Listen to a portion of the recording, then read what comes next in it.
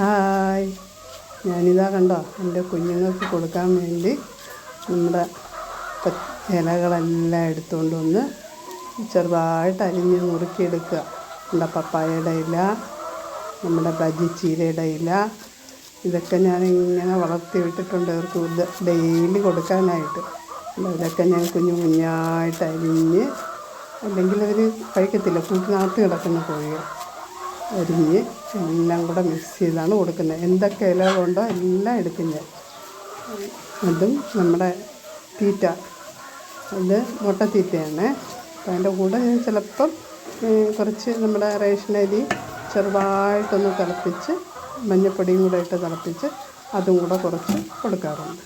പിന്നെ നമ്മുടെ വാഴപ്പിണ്ടി, അതിൽ പറ്റുന്ന ദിവസമൊക്കെ, എനിക്ക് സമയമുള്ള ദിവസമൊക്കെ ഞാനെടുത്ത് ഇതൊക്കെ കൂടെ അരിഞ്ഞ് ഞാൻ തീറ്റയുടെ കൂടെ മിക്സ് ചെയ്താണ് കൊടുക്കുന്നത്. ഞാൻ 2 നേരം ആഹാരം കൊടുക്കാറുള്ളൂ എൻ്റെ കുഞ്ഞുങ്ങൾക്ക്, രാവിലെയും വൈകുന്നേരം.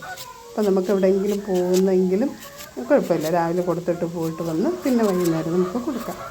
അപ്പോൾ അതിനുള്ള എന്താ, രാവിലെ കുട്ടികളൊക്കെ സ്കൂളിൽ പോയി കഴിഞ്ഞാൽ ആദ്യത്തെ പണി ഇതാണ്. അവർക്ക് ഞാൻ തീറ്റ കൊടുത്തിട്ട് പിന്നെ ഞാൻ എന്തും ചെയ്യാറുള്ളൂ. അപ്പോൾ അവർക്ക് തീറ്റ കൊടുത്ത് കുറച്ച് കോഴികളെ ഞാൻ തുറന്നു വിടുന്നവരുണ്ട്. അപ്പം അവർക്ക് ഇലയൊക്കെ എടുക്കുന്നൊന്ന് കെട്ടി വെച്ച് കൊടുക്കും. അപ്പോൾ ഇത് എല്ലാം കൂടെ മുട്ടത്തീറ്റയും അതിൻ്റെ കൂടെ മുട്ടയിടുന്ന കോഴികളായതുകൊണ്ടാണ് മുട്ടത്തീറ്റ കൊടുക്കുന്നത്. അപ്പോൾ അതിൻ്റെ കൂടെ ഈ ഇലകളെല്ലാം കൂടെ നന്നായിട്ട് മിക്സ് ചെയ്യും. അപ്പോൾ പിന്നെ അവർ കൊത്തി തിന്നോളും. നമ്മുടെ ഇലകൾ മാത്രം ഇട്ട് കൊടുത്താൽ ചിലപ്പം അങ്ങനെയൊക്കെ പിന്നെ അതൊക്കെ ഇട്ട് വയ്ക്കും.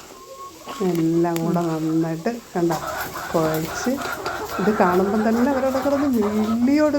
അവർക്കറിയാം അവരുടെ ആഹാരമാണ് ഞാനിവിടെ എടുക്കുന്നത്.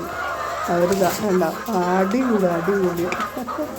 എന്നാലും ഞാൻ അങ്ങനെ ഒരു ഇതിനകത്ത് 5 പേരെ ഇടാനുള്ളതിൽ 3 പേരെ അങ്ങനെയൊക്കെ ഇട്ടിട്ടുണ്ട്. അതുകൊണ്ട് പിന്നെ എന്നാലും നമ്മുടെ തീറ്റ കൊണ്ടുപോകുമ്പോൾ അവർക്കൊരു ആക്രാന്തമുണ്ട് അത് തിന്നാൻ വേണ്ടിയിട്ട്. അതിന് എല്ലാവരും കൂടെ കിടന്നിങ്ങനെ വെപ്രാളപ്പെട്ട് തിന്നും. അവർക്ക് തീറ്റയും കൊടുത്ത്